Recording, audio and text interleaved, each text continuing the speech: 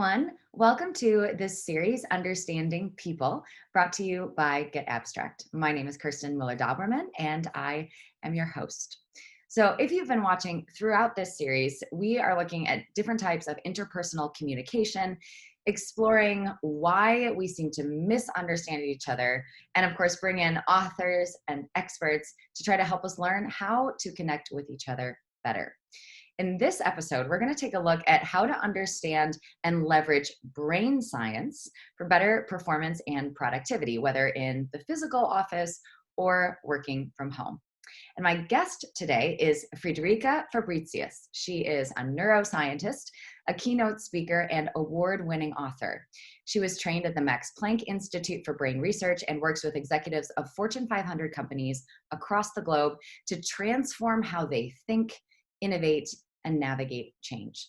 Of course, she is also the author of The Leading Brain, Neuroscience Hacks to Work Smarter, Better, and Happier, which is, of course, offered in our getAbstract library, and it's really super. You should absolutely check it out. And then, of course, you should also buy the book for yourself. And if you want to check out more about Friederike's work, I just love the name of her website. It's fabulousbrain.com, fabulous-brain. And I just love that. So Friederike, thank you so much for joining us. Hi, thank you for having me. It's my pleasure. So first of all, as a neuroscientist approaching these topics so essential to workplace performance, you're passionate about what I've heard from other interviews and your writing is helping people understand the way their own brain works first. And you talk about something often called the peak performance zone. So can you explain what that is and what chemicals are working on the brain in the brain to make that zone happen?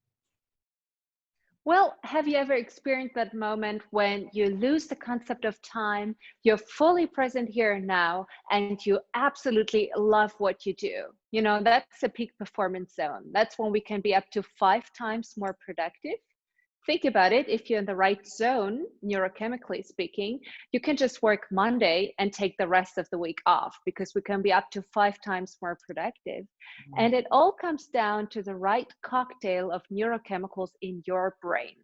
So we need to, if I get into it, we need dopamine, which is released when we're having fun, and then we can think better and smarter and become more mentally flexible and more motivated. We need noradrenaline, which is released when we have just the right level of fear. Of course, not too much and not too little. We don't do our best work when we're bored, and we don't do our best work when we're over challenged and really stressed out.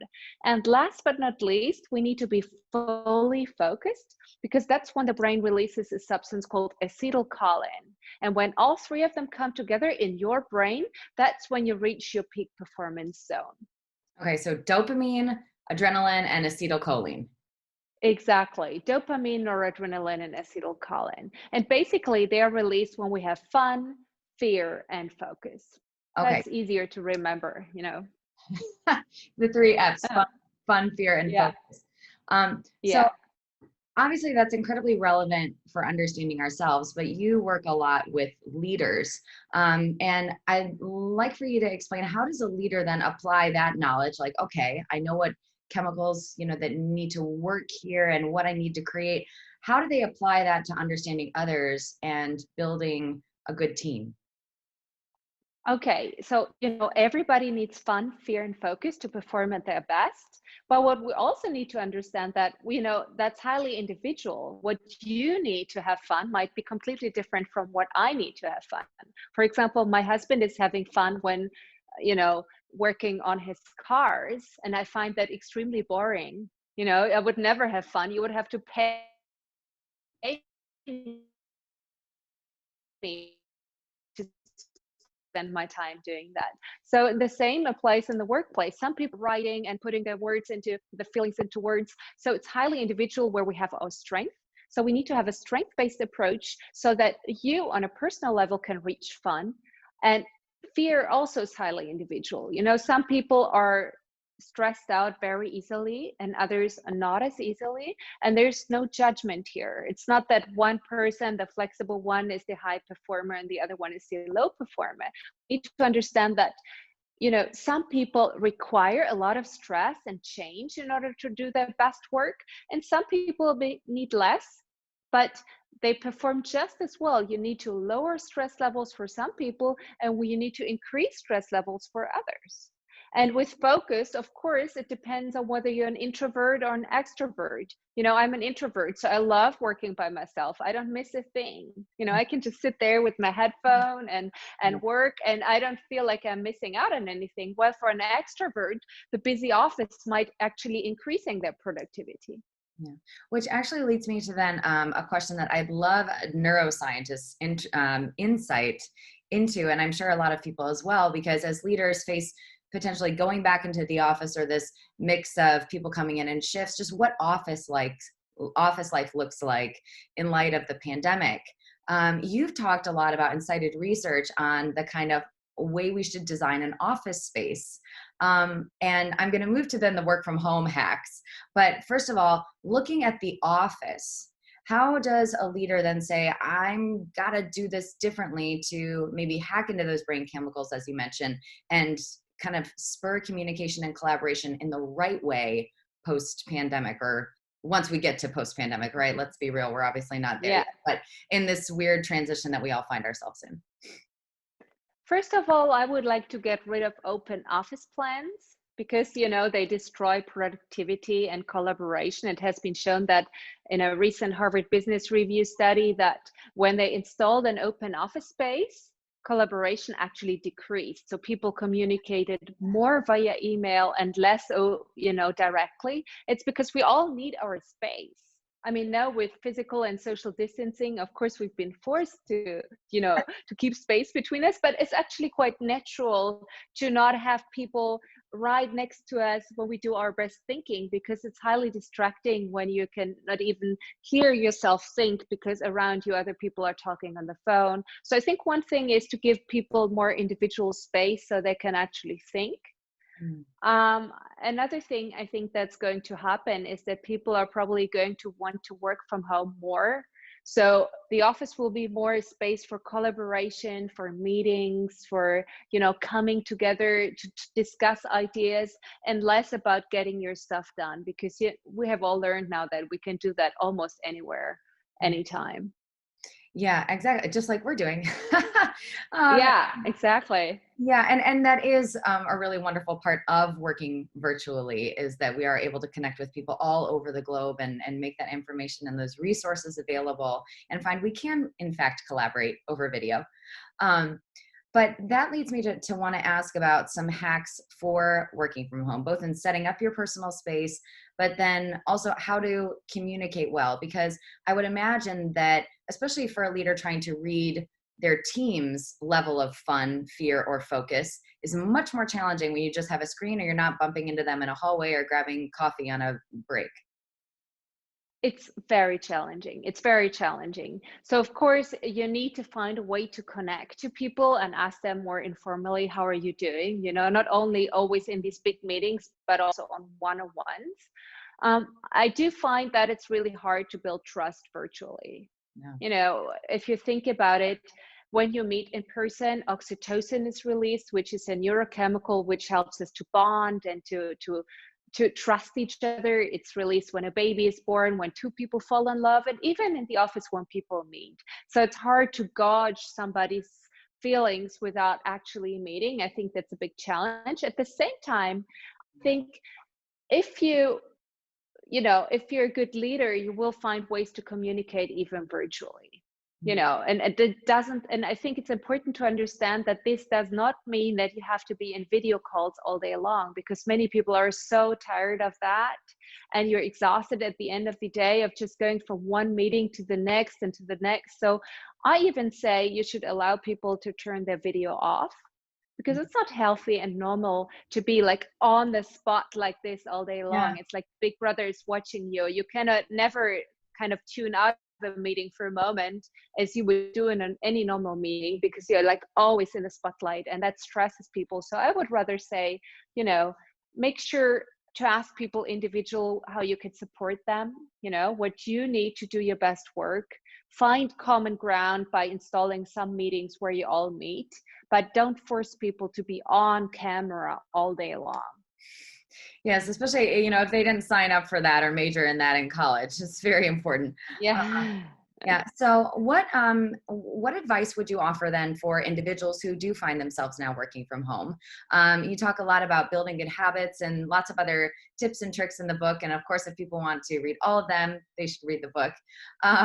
But what are some general hacks when people, find themselves in an extremely different situation like this to cope with the uncertainty of the work situation, working from home? What are some practical ways they can hack those neurochemicals to Mhm. stay strong in light of just all the uncertainty in the new office and in the new normal?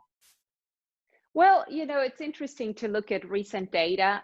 Some data showed that people move a lot less now that they work from home because there's no commute. You don't have to go, not even, you just go straight from your bed to your laptop in the best Yeah. space, depending on how big your apartment is. And people move a lot less. The Fitbit data has shown that there's really less movement globally. And we need to counterbalance that because there's a body brain connection.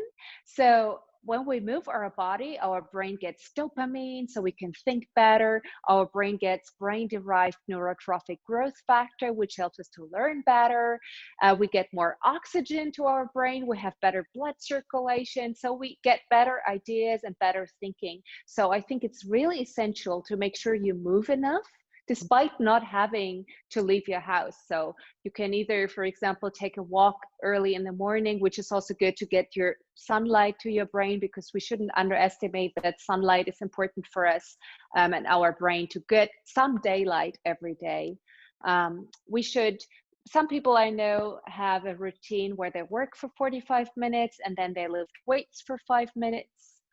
And I think it's important to find something that you enjoy. It shouldn't feel like a chore. Now, in addition to all the stress that's going on, I have to work out. It should be something joyful. It should be something you enjoy, because that's something you're going to continue doing. It should give you a burst rather than feel like a burden. So Mhm. one thing is exercise. The other thing is that people now work 20% more. There was a recent Harvard Business Review study that showed that people work 20% more. That's a lot. So the one advice I have is switch off. You know, at some time you have to end your workday because it's so quick that you go from working from home to living in the office. So you need to find time windows without your phone. So what I usually do is I use a when then connection. So I define it specifically in which situations I will turn off my phone. And for me, it's at 6 p.m., I turn off my phone. At the weekend, I turn off my phone. And when I'm on vacation, I turn off my phone. It's quite simple, but it actually helps me to reduce time spent on my phone rather than if I just tell myself I will spend less time on my phone. You never do that. So Yeah. that's two things: moving more, switching off more. There's many more things we can do, but those two I think are really important. Absolutely. Yeah. Move more. Moving is, I'm as someone who was raised in the arts and as a dancer, I completely agree with you on that. And I'm so pro the benefits of movement for, I mean, just the association of movement with mental health, and done a couple other series for Get Abstract on that topic. And obviously you're the neuroscientist backing that up, the mind body connection. I did want to ask you something Yes. that I read recently on your website, and that is talking about the benefits of working from home, but also some of the downsides. And one of them, you cited a study from Stanford that said that productivity actually increases with people working from home. Part of why you should switch off, as you just mentioned, but also that being promoted happens something like 50% less. Like, it's much harder. Um, so how do people combat that potentially, if they're in a place where they do want to get ahead, but they don't have access to people in the same way? What kind of advice would you offer? What can we do to help change that tide a bit? Well, I think there's two things to consider. One is it's very natural for people that they will promote the people they spend their time with. If you have a colleague that meet every day in the office and then some remote colleague in Alaska who you never get to see, it's very likely that you will favor your immediate colleague without even, it's just an innate bias. It's the way we are wired as humans. So I think one thing is to improve your visibility, to make sure you're visible even when you're virtual. Make sure people see your achievements, make sure people understand the value you're adding. let's say you're working on your own for weeks on a project, make sure people see the hard work you do and the results you bring. You need to make an effort to be visible and make sure you're seen. And the other thing is that we should consider that, of course, everybody wants the hybrid office where you can choose flexibly, and some people work from home and others go to the office. There's a danger in that because it creates a bit of a two-class society. The ones that meet in the office, that actually spend time together, somehow move closer together and exclude the people who are remote. I'm not saying it has to happen, but there's a risk. So if you're in a hybrid community, make sure that maybe you say, on Fridays we all come to the office and the other days we all stay at home, or something like that. Otherwise, if you have certain people who always come to the office and other people who always stay at home, that might give us maximum flexibility and people might want that. But there's a risk that if you're one of the remote ones, you will be kind of like not considered when it comes to promotion. So make sure that people see you at least once in a while. Yeah, so good. So turn on your camera or brag, humble brag, right? Humble brag. Don't be afraid to. Especially women don't do that so often, and I mean, it's nobody wants a bragger in their teams, but at the same time, if you work very hard and nobody knows about it, it's unlikely that you will get promoted. Yeah. And I will also add, don't you think, and so as the neuroscientist, you can tell me whether I'm right on this intuition or not, but if you're the type of person who would be hesitant, like, I don't want to brag, right? If you have that naturally inside of you, probably when you type that email or you have that conversation, it's not going to come across as bragging, right? It's if you don't have that instinct that maybe you should hold back. Yeah, true. Very true. I think most people are too, especially I see that a lot with female executives. I think like, oh, I don't want to brag, but then everybody else is walking right over you. So I think I'm not big into bragging, but I think if you don't do it, you will see the disadvantages of it happening. Well, Friederike, thank you so much for your time and for your insights and your work on helping bring neuroscience into the business sector so that these things aren't just about feeling, but to show that there's actually chemicals in our brain that we can put to work to help us be better, work with people better, and to really chart a course for the future that's full of hope rather than what is this crazy chaos that's been created by Corona, but we can actually do things to make our world better. Thank you so much. It has been such a joy working with you, and I say goodbye to everyone. Yeah. All right. Yes. And thank all of you so much for watching this episode. Of course, please share it if there was something in here that you found valuable or might be valuable for a colleague or a friend. But we're excited to have you here for this series, and we will catch you for the next episode of Understanding People, brought to you by Get Abstract. And of course, head over to the Get Abstract library and check out The Leading Brain by Friederike Fabritius, and a really incredible read, and I know that you will enjoy it.